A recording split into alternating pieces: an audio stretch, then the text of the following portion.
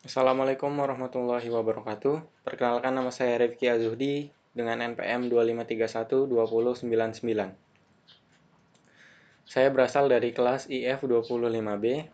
Di sini saya ingin membahas tentang materi puasa dan zakat. Yang pertama ada puasa, yaitu melatih kedisiplinan dan menahan hawa nafsu. Definisi rukun dan puasa, yaitu puasa berarti menahan diri dari makan, minum, dan segala hal yang membatalkan puasa dari terbit fajar hingga terbenam matahari, semata-mata karena Allah Subhanahu wa Ta'ala. Rukun puasa yaitu yang pertama ada niat, yaitu ditanamkan di dalam hati untuk puasa wajib seperti Ramadan. Niat harus dilakukan pada malam hari sebelum waktu subuh tiba. Dan selanjutnya ada menahan diri, yaitu imsak, menahan secara fisik dan mental dari segala hal yang dapat membatalkan puasa selama waktu yang ditentukan. Berikutnya ada syarat wajib dan hal yang membatalkan. Syarat wajib puasa yaitu puasa hanya diwajibkan bagi mereka yang memenuhi kriteria berikut.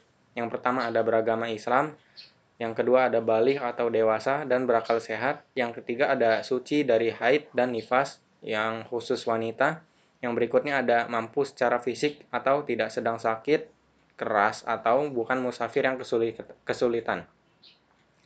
Berikutnya ada hal pembatal puasa.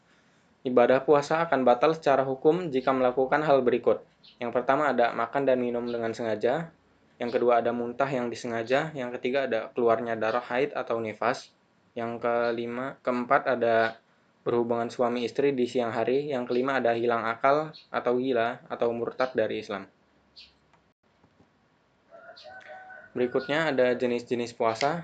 Yang pertama ada puasa wajib, puasa yang berdosa jika ditinggalkan, termasuk di dalamnya adalah puasa Ramadan, puasa qada yaitu puasa yang mengganti hutang puasa, puasa nazar, dan puasa kifarat. Yang berikutnya ada puasa sunnah, yaitu puasa yang dianjurkan. Puasa yang berpahala jika dikerjakan, contohnya adalah puasa Senin Kamis yang rutin dilakukan Rasulullah.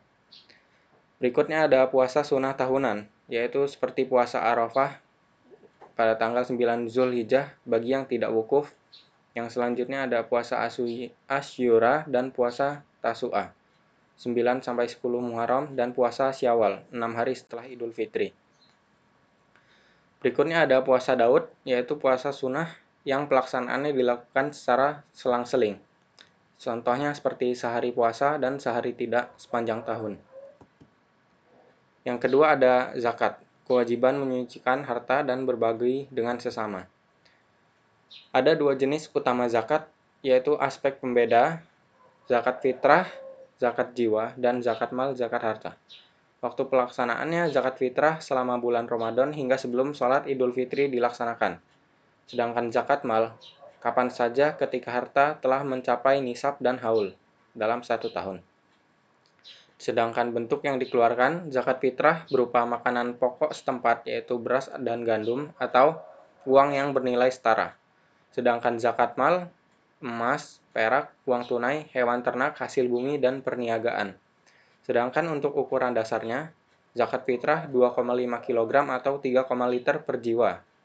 Sedangkan zakat mal umumnya sebesar 2,5%, yaitu perhitungan berbeda untuk sektor tani dan ternak.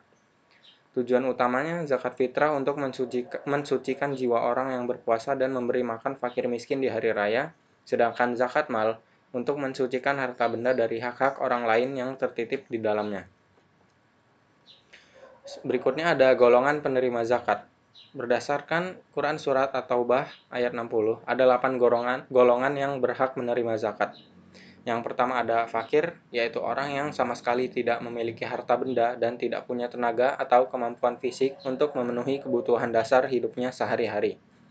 Yang kedua ada orang miskin, yaitu orang yang memiliki pekerjaan dan penghasilan, namun pendapatannya tersebut tidak mencukupi untuk memenuhi kebutuhan hidup paling dasar.